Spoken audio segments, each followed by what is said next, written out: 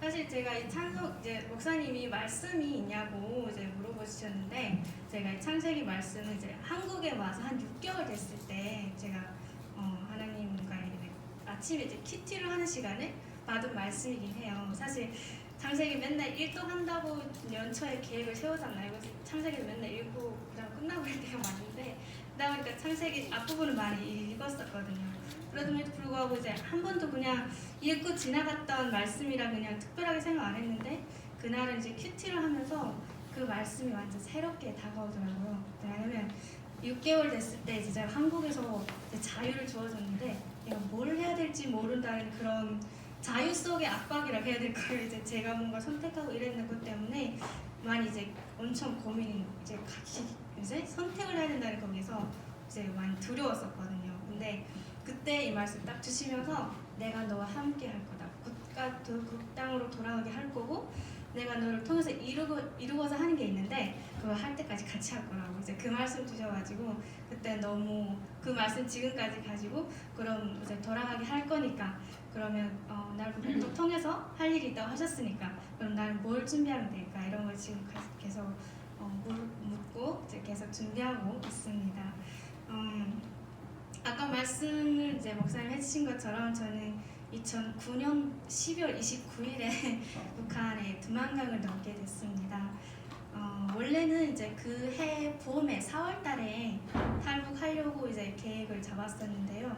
그때 4월달에 그 강명성 3호라는 것을 북한에서 쏘는 바람에 제가 이제 국경까지 나왔다가 중국 쪽에서 이제 마증을 못 나온다고 절대 못 들어온다고 국경이 막히니까 그래서 다시 집으로 갔었어요. 근데 한 번 마음이 떠나니까 이제 집에서 살 수 없더라고요. 근데 아무튼 그런 이제 계기도 있었고 다양하게 있어서 이제 한 2009년을 한 이틀 정도 앞두고 이제 북한에서 나오게 되었습니다. 저는 북한에 있을 때 사실 하나님, 예수님, 성령님 들어본 적이 없었어요. 그리고 저는 이제 제 어릴 적부터 이제 북한의 두만강이라는 중국과 이제 접경 지역에 살았었거든요. 그러다 보니까 이제 그 강을 건너시는 분들이 가끔씩 저희 집을 아지트로 사용할 때도 있었고요. 그 강을 지키는 군인들이 가끔씩 저희 집에 숙박하게 되고 또한 저희가 강 옆에 있다는 이유로 새벽 한 2, 3시쯤 1시부터 3시 사이에 한 두세 번씩 가택수색이라는 걸 맨날 쳐들어왔어요. 군인들이 오고 뭐 보이부에서 오고 맨날 들어서 이불장 뭐 다 이러고 김치 옷까지 다 찾아가고 사람을 숨긴 줄 알고 그러다 보니까 이제 그게 익숙돼 있었거든요. 그러면서 이제 탈북 이런 거 그리고 중국 가는 거 이런 거 좀씩 많이 정보를 알고 있었어요 그때. 그리고 그때 저희 친어머니도 같이 생활하고 있었는데 여러분이 아시는 거죠? 북한의 97년도쯤에 엄청 고난인 행군이라는 제일 어려운 시기가 찾아와요. 김일성이 94년도에 죽고 엄청 힘든 경제적으로 혼란의 시기가 찾아오는데 그때 저도 이제 어릴 적 기억나는 게 한 하루에 2~3명씩 마을에서 이렇게 죽어나가는 걸 봤었거든요. 그리고 이제 중국을 가다가 강에 이제 떠내려와서 맨날 이렇게 배가 이렇게 돼서 막 물 먹어가지고 먹어서 그렇게 된 분도 보고 이러면서 많이 죽는 걸 보게 됐었어요. 근데 그러면서 저희 어머니도 이제 돈을 좀 벌어야겠다 이런 결심을 하고 저희 가족을 두고 떠났었거든요. 중국으로 가셨는데 저는 그때 엄마가 그냥 할머니 집에 갔다 오는가 보다 이러고 엄마가 간다길래 어디가? 이랬더니 엄마 할머니 집 갔다 올게 이러면서 저를 초가도 안 보고 그냥 쑥 나가시더라고요. 그래서 그냥 갔다 오나 보다 맨날 이렇게 다녔으니까. 근데 이제 안 오시더라고요. 그래서 맨날 아버지한테 한 이틀에 한 번씩 따졌었죠. 엄마 어디 갔냐고, 왜 안 오냐고. 근데 아빠가 처음엔 뭐 눈이 많이 쌓여서 차가 못 온대 이러면서 계속 핑계를 대시다가 어느 순간 저기 말씀해 주시더라고요. 엄마 이제 못 올 거다라고. 근데 그 순간 그게 너무 받아들여지지 않아서 아빠가 원망스럽고 엄마는 또 나를 버렸다라는 이런 원망감도 들고 그래서 진짜 엄마를 맨날 원망하며 살았어요.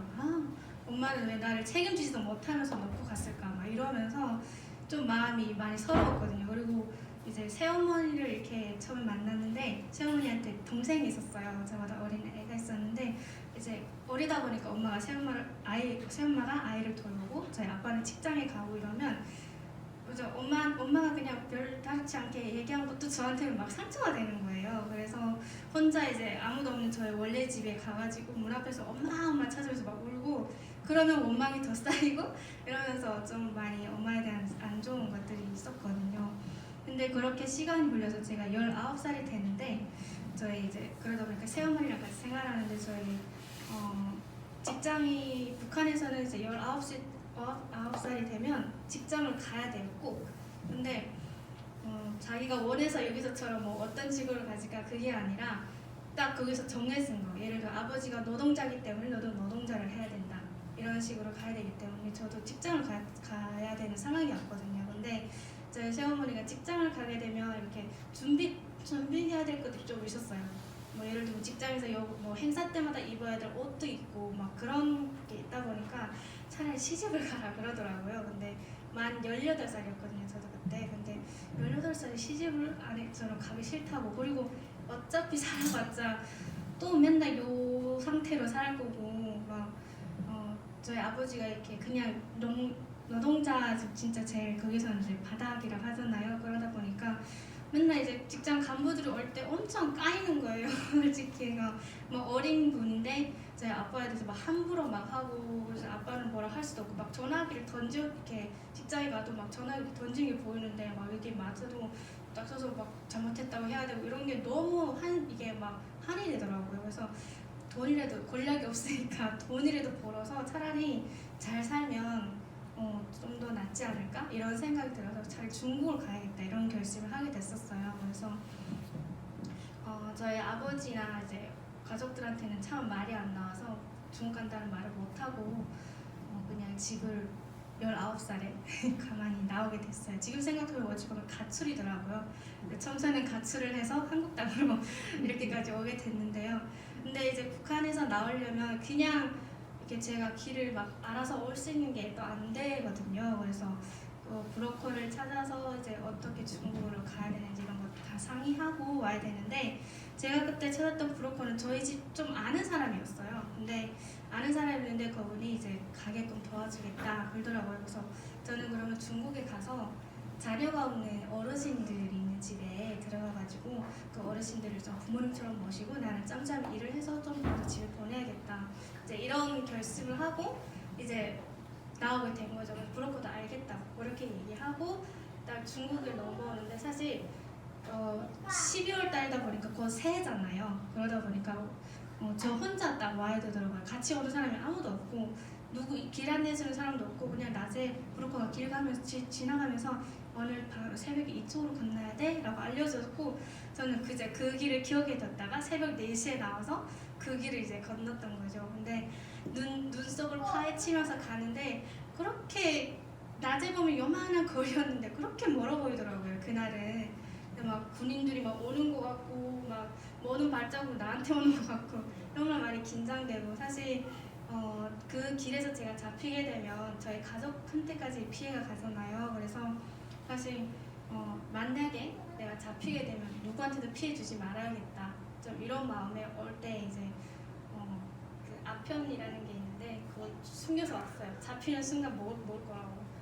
누구한테도 피해주기 싫고 어차피 거기 가봤자 사는 건 똑같으니까 죽기 아니면 살기다 막 이러면서 나왔거든요. 근데 다행히도 이제 아무 일 없이 이제 중국 쪽으로 도착했는데 문제는 중국에 오니까 중국 쪽 브로커가 말이 바뀌는 거예요. 이제 너는 19살이니까 누가 양달러 받아 안 줘. 이제 네가 자유롭게 네가 가고 싶은 데를 가려면 이제 북한 이제 탈출한 그 브로커 비용을 네가 지불을 해야 돼. 이러는 거예요. 근데 그때 당시 중국 돈 2, 3만 원 되는 돈이 저에게 없으니까 제가 그 돈 있으면 안 왔다고 하죠. 그래서 없으니까 그럼 브로커가 하는 말이 그럼 네가 유일하게 선택할 수 있는 방법은 우리가 파는 건데 갖다 팔 거니까 네가 그 이후에 6개월 뒤에 어디 도망치든 말 상관 안 하겠다고 그러고 하더라고요. 그래서 저에게 있는 선택지가 없으니까 일단은 왔으니까 그래서 알겠다고 그래 가겠다 그렇게 해서 이제 중국 진짜 깡 농촌으로 이제 한국 사실 이제 한국 농촌 일을 해봤자 저는 가봐도 그렇게까지 좀 안 좋은 데를 못 가봐서 그런지 모르겠는데 창문에 이렇게 유리도 없어서 비닐봉지를 막 이렇게 붙이고 있고요. 이게 겨울에는 이제 강갯집 가지고 이렇게 부엌을 하고 여기는 난방이 되어 있는 시설이 아니라서 그런 데로 갔어요. 근데 아예 말 한마디 모르고 그런 데를 갔는데 너무 이제 절망적인 거죠. 좀 더 저 잘 살고 싶어서 중국에 왔는데 중국에 오니까 말도 안 통하고 이제 불법 체류다 보니까 어디 가서 돈 벌 수도 없고 또 저를 이제 그 사간 이제 중국 쪽에서는 제가 도망칠까봐 화장실도 맨날 절절절절 따라다니는 거예요. 그래서 제가 어디 뭐 갇혀 진짜 오히려 더 우리 속에 갇혀 있는 정말 절망 속에 그 맨날 이제 하루 보내면서 딱 유일하게 바라볼 수 있는 내가 6개월만 참고 지역을 익히고 말을 배워서 도망쳐야겠다 이런 마음으로 이제 거기서 살았거든요. 근데 6개월도 되기 전에 저희 들려온 소식이 임신이라는 거였어요. 네, 원래 도망치려면 임신되면 안 되거든요. 근데 그런 거 어떻게 할 수가 없으니까 그냥 도망을 포기하고 오히려 더 절망스럽고 하루하루 사는 게 그냥 꿈이라는 것도 없고 희망이라는 것도 없고 그냥 오늘 그냥 가면 또 갔나 보다 아침이면 또 왔네 이런 식으로 그냥 살았거든요. 그러면서 이제 9개월이 됐을 때 2010년 제가 2010년 1월에 그 집으로 들어갔는데 2010년 10월에 저는 이제 딸을 만났어요. 사실 아이한테 진짜 많이 지금도 부끄럽고 미안한데 아이가 처음에 왔는데 사실 그렇게 안 반갑더라고요. 뭐지? 왜 나한테 짐이 되는 게 맞지? 도망치지도 못하는데 막 이런 마음에 아이를 막 다들 반가워하겠지만 저는 진짜 안 반갑고 그렇게 오히려 막 미웠어요. 너 때문에 내가 못 도망치는 건데 막 이런 마음에 참 아이에 대해서 좀 그렇게 마음 들었었거든요. 그러면서 하루를 보내는데 이제 애가 점점 사람 얼굴 엄마 얼굴 알아보잖아요. 제가 막 어디 밖에 나갔다 들어오면 그렇게 웃으면서 생글생글거리면서 막 두 팔 벌려서 오고 막 뛰어오는 거예요. 그래서 그때부터 이제 아이에 대한 마음 점점 이렇게 녹아내리면서 이제 아무 희망도 없었지만 이제 아이가 오히려 제 삶의 유일한 희망이었어요. 이제 이 아이가 있으니까 나 살아가야겠다. 이제 말도 안 통하고 어디 갈 수는 없지만 이제 아이를 이제 보면서 내가 엄마로서 잘 살아야겠다. 좀 이런 마음을 가졌거든요. 그렇지만 항상 불안한 거. 이제 아이가 좋지만 내가 불법 체류기 때문에 어느 순간 공안이 들이닥쳐서 저를 북한에 북송하는 저는 아이와 헤어져야 되거든요. 이제 그런 항상 불안한 마음이 있었거든요. 근데 그러면서 하루하루 진짜 꿈도 없이 보내기 시작했었어요. 근데 같은 동네에 저때 팔려왔던 북한 사람들이 한 13명 정도 있었어요. 저희 마을에. 근데 그 중에 어떤 언니가 어떤 한국 남성분이 있는데 한번 만나볼래? 이러는 거예요. 그래서 왜? 그랬더니 굴 한 달에 한 두세 장씩 뭐 쓰면 중국도 500원씩 준대 그러는 거예요. 그래서 어차피 어디 나가서 일도 못하는데 굴 쓰는 거야 못하겠어? 이러고 갔어요.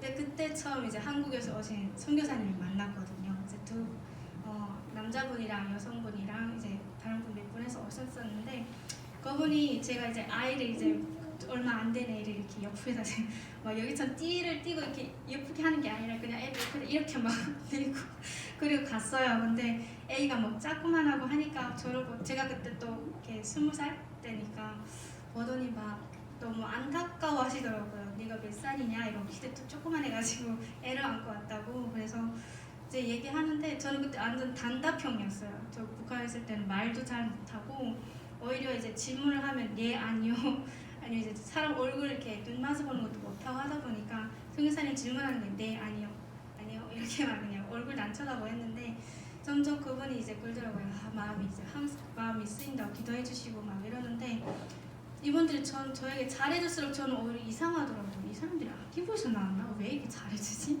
뭔가 목적이 있을 텐데 분명 그냥 안 해줄 건데 막 이런 마음이 들어서 좀 많이 보게 됐었어요. 근데 그러시더라고요. 그분이 예수님에 대해서 들어봤어? 예수님이 너를 진짜 많이 사랑하시는데 하나님에 대해서 들어봤어? 이러면서 하나님에 대해서 사형리 이제 그때 처음으로 저기 가르쳐 주셨어요. 근데 처음에는 이제 그게 하나도 안 들어왔어요. 그러면서 그분이 하시는 얘기가 그러는 거예요. 예수님이 너를 위해서 돌아가셨어. 그만큼 하나님이 너를 사랑하셔. 자기 아들을 보내서 너를 위해서 죽게 하셨어. 근데 저는 그 말 들으면서 이상한 거예요. 이분이 좀 진짜 사기를 치네. 내가 뭘 잘못했는데 지금도 충분히 억울하고 힘들어 죽겠구만. 뭐 내 때문에 내가 뭘 잘못했는데 나 때문에 죽고 내가 뭔 죄인인데 막 이러면서 어이는 막 안에서 반감이 올라오는데 그냥 참고 아 네 이러고 그냥 지나갔거든요. 근데 그러면서 항상 그분이 오실 때마다 하는 얘기가 하나님 너를 사랑하셔. 너는 혼자가 아니야. 이러면서 항상 얘기해 주시는 거예요. 근데 이상하더라고요. 이분이 왜 나한테 잘해주지? 근데 점점 같이 지내볼수록 뭔가 나한테 뜯어가려고 하는 건 없거든요. 뜯어가봤자 갈 것도 없고. 그래서 그냥 이분이 그냥 잘해주시는 분, 좋은 분 중에 한 분인가 보다 이러고 저는 성경 공부한다 하면 그냥 진짜 듣는 척하고 성경을 써오면 용돈 준다 하니까 또 쓰고 막 이랬거든요. 근데 시간이 지날수록 이분이 이제 이렇게 진정으로 대해주시는 게 마음이 와닿으니까 이분이 왜 잘해주시지? 점점 의문이 생기고 근데 그분이 그러시더라고요. 우리는 할 수 있는 게 나도 언젠가 실수할 수 있는데 내가 지금 하는 거는 예수님이 한 거 난 요만큼도 따라 못하는데 그거 따라하는 것 뿐이야. 그래서 그냥 난 너를 진짜 이렇게 사랑하고 네가 만약에 공안에 잡힌다고 하면 내 목숨까지 내놓고 너 이렇게 구출할지는 모르겠지만 구출할 거라고 너를 거라고 그러면서 얘기해 주시는 거예요. 그래서 그 말씀 듣는데 너무 정말 이런 마음이 좀 들어서 이게 점점 더 그분에 대한 신뢰감이 먼저 쌓였어요. 하나님을 믿는다기보다는 그분에 대한 선교사님에 대한 신뢰감이 쌓여서 그러면 이분들 하면 믿는 거 따라볼까 그냥 이렇게 시작했어요. 근데 그러면서 이제 얘기 들었던 게 한국에 대한 소식을 들었거든요. 북한에 있을 때 한국에 대한 소식을 아예 전혀 들은 적이 없어요. 근데 거기서는 어제 유언비어만 터뜨리죠. 한국 가면 이제 남조선에 가면 뭐 사람들이 뭐 맨날 데모하는 것만 보여주고 그러다 보니까 맨날 싸우니까 언젠가 무너질지 모를 위험한 나라다 막 이러고 듣다 보니까 몰랐는데 이제 그분을 통해서 알게 됐어요. 한국이라는 곳에 가면 네가 배우고 싶은 것도 배우고 하고 싶은 것도 할 수 있고 자유롭게 살 수 있다고. 그래서 그 말 듣는데 너무 가고 싶더라고요. 근데 그 순간에 힘들었던 게 저는 그럼 아이는 어떻게 하지? 아기는 어리기 때문에 혹시 간다는 게 가다가 뭔 일이 생기면 제가 아이와 헤어져야 되잖아요. 그리고 아이가 뭔 고생이 될지도 모르고 이러다 보니까 아이를 데리고 못 돌아오겠더라고요. 근데 이제 가기는 가야겠고 애 헤어지는 건 너무 힘들고 그러다 보니까 좀 많이 고민을 했었어요. 한 7개월 고민하고 저도 가겠습니다 이러고 길을 떠났어요. 근데 한국에 여기 출발을 하면서 중국 그 한쪽 집에서 나와서 바로 오는 게 아니라 선교사님이 운영하신 중국에 있는 어떤 예수제자원이라는 성경 공부하는 곳에 들어갔어요. 그래서 한 6개월을 공부하게 됐는데 처음 3개월은 진짜 맨날 눈물이 났어요. 애기 때문에 애 생각나. 그냥 좋은 건 먹어도 그냥 잠을 편하게 자도 계속 애 생각이 나니까 애가 막 머리 귀에서 쟁쟁하게 울리더라고요. 엄마 맨날 찾아서. 그래서 막 울면서 그때 처음으로 이제 하나님한테 나아갔어요. 사실 믿겨져서가 아니라 뭐라도 잡고 싶었어요. 그때. 그래서 하나님 앞에 나아가서 진짜 많이 울면서 기도했어요. 하나님 좋은 분이시고 선한 분이시고 전지전능하시고 언제부터 내 태어날 때부터 알고 계셨다면서 왜 지금까지 저희 이런 일만 일어나요? 원하지 않는 사람들과 이별을 해야 되고 만나야 되고 이런 상황이 왜 나한테 계속 일어납니까? 라고 하면서 막 원망부터 하고 불평하고 막 하나님한테 막 엄청 떼부렸어요 그때. 그래서 하나님한테 막 애 때문에 많이 힘든 것 때문에 하나님 진짜 많이 힘듭니다 이러면서 매일 울고 기도하는데 그때 하나님이 저에게 딱 그런 마음 주시더라고요. 네가 딸 때문에 아프냐? 진짜 아프냐? 그러면서 저에게 주신 마음이 너희 엄마도 그랬다. 네가 그렇게 원망하고 지금도 미워하는 너희 엄마도 너를 두고 떠났을 때 그랬다. 이러는 거예요. 그래서 그때 너무 엄마에 대한 마음이 이해가 됐어요. 엄마도 너를 버린 거 아닌데 얼마나 힘들었을까. 그 마음이 그때서야 이해되면서 그래서 하나님 저한테 딸을 주셨구나. 내가 딸이 없었으면 저 엄마에 대해 지금까지도 원망하고 미워했을 거예요. 근데 그러면서 하나님이 저한테 주신 말씀이 너는 내가 너 아이를 돌볼 테니까 너는 가서 내 아이를 돌봐라 그러시더라고요. 그래서 아이를 두고 와야 된다는 그런 죄책감이 항상 거기서 하나님한테서 내려놓게 됐어요. 뭔가 저는 아니지만 뭔가 상황이 제가 아이를 버리고 오는 느낌이었었거든요. 그래서 마음이 많이 죄책감과 그런 힘들었는데 그 순간을 통해서 하나님이 내가 너 아이를 돌볼 테니까 너는 가서 내 아이를 돌봐라 이런 말씀을 주셔서 그때 엄마에 대한 원망과 그리고 아이를 하나님께 맡길 수 있는 기회가 됐고요.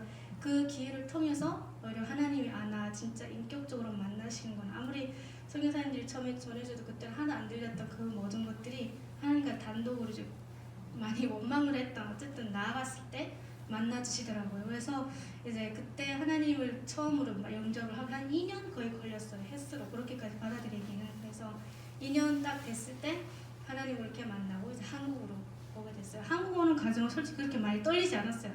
하나님을 같이 하는 거 믿으니까. 왜냐면 가사가 뭐 가등동이 잡혀서 북성이 된다 해도 하나님 함께 하실 거고 그분이 당신이 나름대로 뭔가를 사역을 하실 테니까 이런 믿음이 있어서 두렵지 않았어요. 그래서 한국까지 무사히 이제 오게 됐고 지금까지 이렇게 오는데 사실 지금 이제 한국에서 살아갈 때 두려움이 없는 건 아니에요. 아직까지 지금도 막 학교를 지금 졸업을 앞두고 있는데 졸업하고는 뭐 하지? 이제 취직을 해야 되는데 내가 갖고 지금 공부하는 게 이게 맞을까? 매 끊임없이 고민은 있고 두려움은 있고 그러다 보니까 하나님을 찾게 되는 것 같아요. 하나님 보면 그거를 통해서 저를 부르시는지 모르겠는데 그러면서 이제 하나님과의 관계를 지금까지 가지고 있는데 사실 저는 이제 19살, 20살, 23살 제가 한국에 오는 과정에서 하나님을 만났다라고 생각하거든요. 이제 생각했었거든요. 근데 오늘 제가 찾으신 하나님이라고 제가 그 제목을 냈던 이유는 사실 한국에서 제가 지금 다니는 안디옥교회에 다니고 있는데 거기서 어떤 새가족부를 제가 맡았었어요. 근데 거기 오시는 새가족분 중에 한 분이 그러시더라고요. 어떻게 북한에서 왔다고 하는데 한국에 오면 불교도 있고 천주교도 있고 기독교도 있고 다양한데 어떻게 하나님을 믿게 됐어요? 라고 하시더라고요. 근데 사실 그 말 딱 듣는 순간 처음 받는 질문이고 한 번도 생각해 본 적이 없었거든요. 그래서 순간 뭐지? 이러다가 바로 튀어나오는 말이 저는 제가 하나님 믿은 게 아니고요. 하나님 저한테 찾아오신 것 같아요. 라고 이제 고백을 하게 되더라고요. 근데 그 이유가 제가 만약에 중국에 있을 때 어떤 천주교이신 분이 찾아왔거나 아니 불교이신 분이 찾아왔다면 저는 그쪽으로 갔을 거예요. 근데 그게 아니라 하나님은 당신의 자녀를 이제 일꾼을 보내셔서 저를 만나주셨더라고요. 그래서 그 고백이 바로 나오더라고요. 저는 하나님이 저를 찾아주셨어요. 저는 하나님 모를 때 하나님 저를 찾아주셨어요. 그래서 저는 하나님 믿게 됐어요. 라는 고백을 하게 됐고요. 근데 제가 이 고백을 하면서도 계속 생각하거든요. 내가 하나님을 믿었던 순간이 언제지? 이제 그런 걸 다시 한번 돌아보게 되는데요. 사실 이제 저희 장로님이랑 제일 처음에 만나서 간증을 제가 하게 됐었는데 여기 안에 다른 곳에서 그때 정말 처음으로 진짜 처음 할 때거든요. 여기다 써가지고 막 여기 와서 이렇게 해서 덜덜덜덜 이것만 읽고 막 이러고 했는데 그걸 읽고 어떤 장로님이 또 당신의 교회로 초청해 주셔서 저에게 간증을 하고 해달라고 하셨어요. 그래서 거기 갔는데 마지막 질문의 Q&A 타임에 저한테 그러시더라고요. 북한에 있을 때 하나님 저 들어본 적이 있냐고. 근데 그때 순간 그 질문 받았을 때 하나님에 대해서는 들은 적이 없어요. 했는데 딱 들은 생각이 뭐냐면 말씀에 있는 부분 좀 제가 들렸던 게 있더라고요. 제가 다시 돌아보니까 제가 어릴 적에 저희 동네에 중국에 가서 한 몇 년 살다가 잡혀 넣으신 분이 계셨거든요. 근데 그분이 저의 이제 언니가 있었는데 언니가 좀 말을 좀 세게 하는 편이었어요. 그러니까 언니 보고 말에도 힘이 있으니까 말을 이렇게 곱게 해야 된다고 특히 자녀들한테는 말에도 힘이 있다고 그러면서 하는 말씀이 사람이 왜 흙으로 돌아가는지 아냐고 그래서 왜 돌아가냐고 그랬더니 사람이 원래 흙으로 만들어졌다. 흙으로 이렇게 빚어지고 거기에 누군가 이렇게 혼이라는 게 있는데 그걸 불어넣어서 우리가 사람이 만들어진 거야 라고 하는 거예요. 근데 저희 북한에서도 진화론을 믿거든요. 그래서 이게 원숭이 어쩌고 저쩌고 막 이러면서 들었는데 이분이 흙으로 만들어져서 막 생기가 돼서 사람이 생기고 막 사람이 말하는 거에서 힘이 있어서 그것대로 된다고 하니까 우리가 그냥 네 이러고 뒤에 돌아서서는 이분이 중국 갔다 어디 간방 갔다 어디 좀 맛이 갔나 보다 그러고 이제 있었거든요. 그리고 그분이 이제 손님으로 오시면 이제 식사를 대접하는데 밥을 주면 이렇게 테이블을 이렇게 받고 눈 뜨고 가만히 한 30초 정도 가만히 있는 거예요. 그래서 진짜 맛이 갔네 이러고 생각했었거든요. 근데 지금 돌아와서 그걸 다시 돌아보니까 그분이 믿는 분이셨어요. 그래서 그분이 이제 틈틈이 있을 때마다 하나님 예수 믿는 얘기 한 적은 없지만 그 성경에 있는 말씀을 저한테 많이 했었어요. 그러면서 했던 게 이제 우리가 이제 창조구에 대해서 알려주셨고 우리가 생활할 때 말을 어떻게 해야 되는지도 그때 성경의 말씀에 대해서 이제 빗대어서 얘기해줬는데 그래서 돌아보면 아 하나님이 항상 당신의 이름으로 찾아오진 않아도 말씀은 항상 곁에 계셨구나 이걸 저는 느끼거든요. 그래서 지금도 이제 감사한 거는 제가 하나님을 모를 때지만 하나님은 당신이 항상 제 옆에 있었구나 라는 게 항상 지금은 믿어져서 너무 이제는 용기를 내게 되고요. 앞으로도 분명 이제 하나님 늘 함께 하실 테니까 오늘 이제 말씀 주신 것처럼 분명 당신이 내가 너와 함께 있어 내가 어디로 가는지 너를 지킬 거다 그리고 끝까지 할 거다 이 말씀이 항상 마음에 있으니까 분명 그분의 뜻대로 하실 거라고 저는 믿어요. 근데 오늘 이제 간증을 이제 해달라고 해서 이제 준비를 하는데 마음이 너무 조급하더라고요. 제가 과연 뭘 할 수 있을까 그러면서 공부를 하면서 이제 준비를 하고 이러는데 이제 어떤 아는 목사님이 이제 연결해서 전화를 드렸는데 그분이 이제 간증한다고 소리 듣더니 은나야 겸손해야 된다라고 하시더라고요. 그래서 그 말 듣는 순간 맞아요. 제가 할 수 있는 게 아니니까 항상 당신이 하실 거지만 제가 그걸 생각 못하고 나는 할 수 있으니까 막 경험이 있으니까 이러면서 겸손을 하지 못했던 부분들 다시 한번 돌아보게 되고요. 이 시간을 이 자리에 서기 전까지 항상 하나님도 긴장하는데 하나님 해주세요, 하나님 해주세요 고백이 나오게 되더라고요. 그래서 오늘 이 자리에서 저를 불러주셔서 또 부족하지만 저 입술을 통해서 당신을 대신 정말 하나님 너무 감사하고 또 이렇게 여러분들이 기도해주시고 함께 저희 고향과 그리고 저희 통일을 위해서 기도해주셔서 너무 힘이 되고 더 기도해주셔서 감사합니다. 또 기도 부탁을 하고 싶어요. 저도 이제 10월에 저희 가족들하고 연락을 했었거든요. 근데 저희 아버지가 좀 몸이 많이 안 좋아져서 병원에 입원하는 상황이었는데 이제 코로나 때문에 병원에서 그냥 다 나왔더라고요. 왜냐면 지금 현재 북한 상황은 이제 코로나 때문에 지역들을 다 완전 봉쇄처럼 되어 있어서 지역 간 이동도 할 수 없대요. 그래서 어떤 장사하는 것도 너무 어렵게 됐고 이러다 보니까 많이 경제적으로 어려운데 그 속에서도 그러다 보니까 오히려 그 안에 자본을 갖고 있는 사람들은 더 그걸 가지고 이용을 하게 되고 없는 사람은 완전 너무 힘들어진 상황이라서 많이 이렇게 안 좋더라고요. 그래서 기도 제목 드리고 싶은 것은 북한 안에 코로나로 인해서 좀 더 사람들이 많이 힘들어졌는데 아까 기도해 주신 것처럼 좀 더 그분들이 이 시기를 잘 이겨냈으면 좋겠어요. 그리고 제가 아까 방금 말씀드린 것처럼 아직도 그 중에는 직접적으로 드러내진 않지만 하나님을 믿는 분들이 계신데 그분들이 안전할 수 있도록 기도해 주셨으면 좋겠어요. 그래서 각 지역마다 저도 지금 아는 목사님 통해서 들었는데 북한 지역마다 가정 예배 드리는 것이 있대요. 그래서 그분들이 안전했으면 좋겠고 특히 지금 코로나 때문에 많이 힘든데 그분들이 경제적으로도 좀 잘 채워졌으면 좋겠어요. 그분들 그 북한에 있는 선교사님들과 그리고 이제 믿는 분들 그리고 기도해 주셨으면 좋겠고 또 한 가지는 지금 코로나 때문에 나오는 사람들이 다 지금 곳곳에서 묶여 있어요.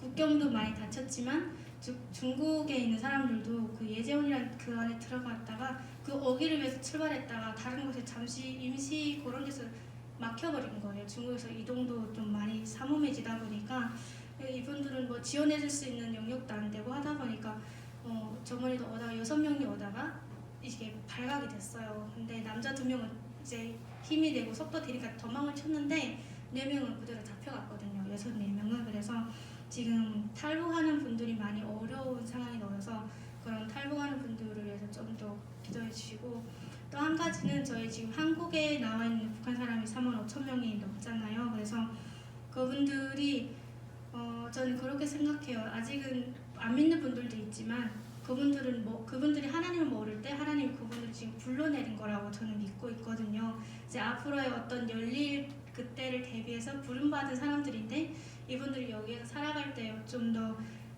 하나님의 병사로 잘 세워질 수 있도록 나온 사람들을 위해서 기도해 주셨으면 좋겠습니다. 3가지예요. 북한에 있는 현재 그 안에 잡힐 부분들과 나오는 과정에 어려움에 처해 있는 사람들, 현재 한국 사회에 있는 사람들 이렇게 세 가지 기도 제목을 가지고 함께 기도해 주셨으면 좋겠습니다.